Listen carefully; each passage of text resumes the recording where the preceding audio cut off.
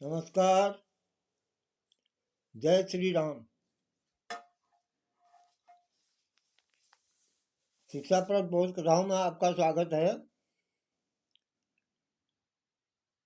आज की बोध कथा का शीर्षक है जन सेवा ही प्रभु सेवा। जन सेवा ही प्रभु सेवा। एक गरड़िया था, उसका नाम गणेश था। पढ़ा लिखा था नहीं, भेड़े चलाता था, आराम से रहता था। ढोर कहते हैं जिनको, ढोर चलाता था और आराम से रहता था। एक बार उसने कहीं किसी कथा में सुना कि नौकरी करनी हो तो बड़े आदमी की करनी चाहिए, तभी बेड़ा पार होता है। गणेश को ये बात अच्छी लगी, उसको जच गई ये बात।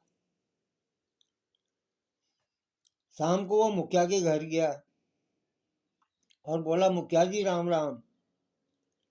मुखिया जी ने कहा, कहो भैया गणेश, आज कैसे आ गए? तो गणेश कहता है, दादा एक काम सोच करके आया हूँ। मुखिया बोले, बोलो क्या काम है? गणेश कहने लगा, दादा मेरा इतना काम तो आपको करना ही पड़ेगा। अब मुखिया ने कहा, भले आदमी पहले ये तो बताओ काम क्या है। तो गणेश कहने लगा, दादा मैंने सुना है कि नौकरी करनी हो तो बड़े आदमी की करनी चाहिए, तभी बेड़ा पार होता है।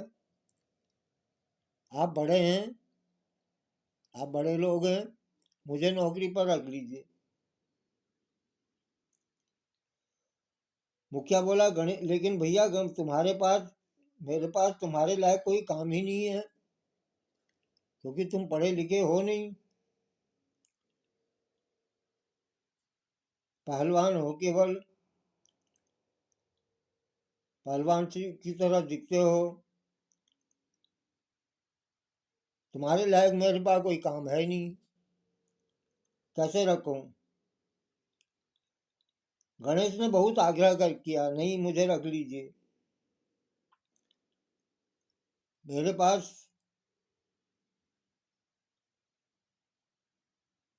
मुखिया ने कहा, मेरे पास कोई और कोई काम है नहीं, लेकिन टेकरी वाले मेरे खेत में रोज रात को रखवाली के लिए जाया करो। अब मुखिया ने कहा, ऐसा करो तुम रोज रात को टेकरी वाले खेत में रखवाली के लिए जाया करो, मेरे पास यही काम है, मैं तुम्हें 2 रोटी देता रहूंगा। गणेश खुश हो गया। गणेश का स्वभाव था कि वह जो भी करता नंबर 1 का काम करता था, बड़ी ईमानदारी से करता था।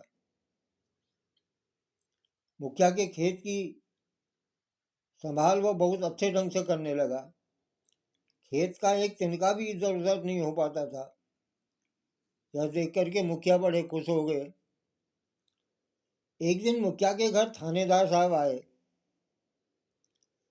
गणेश ने देखा मुखिया जो है थानेदार से डरते हैं, उनके सामने घबराए से रहते हैं। थानेदार साहब को खुश रखने की फिक्र में मुखिया को और कुछ सूझता ही नहीं है।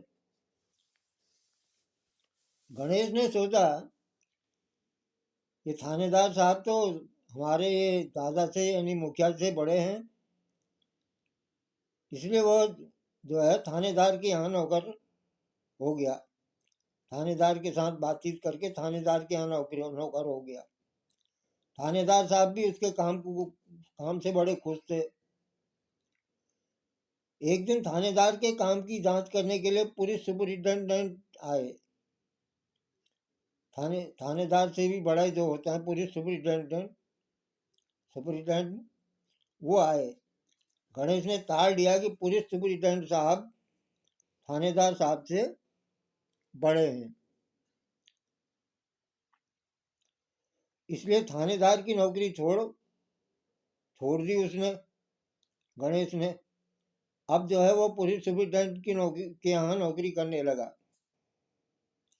इस तरह गणेश को वो जो भी बड़ा दिखता उसके यहाँ नौकरी करने लग जाता।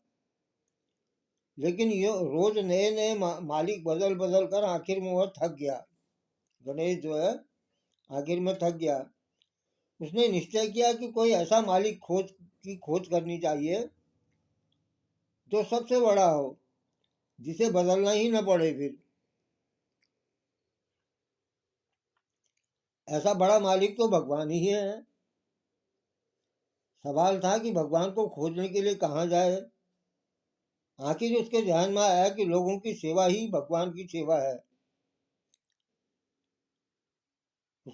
उसने सुना कि लोगों की सेवा ही भगवान की सेवा है, तो मुझे भगवान की सेवा करनी चाहिए जो सबसे बड़ा है। अब उसने अपने गांव के बीमारों की सेवा टहल करना शुरू कर दिया। कोई लूला लंगड़ा होता, अंधा होता, तो उसके घर जाकर के पानी भर आता, उसकी मदद करता।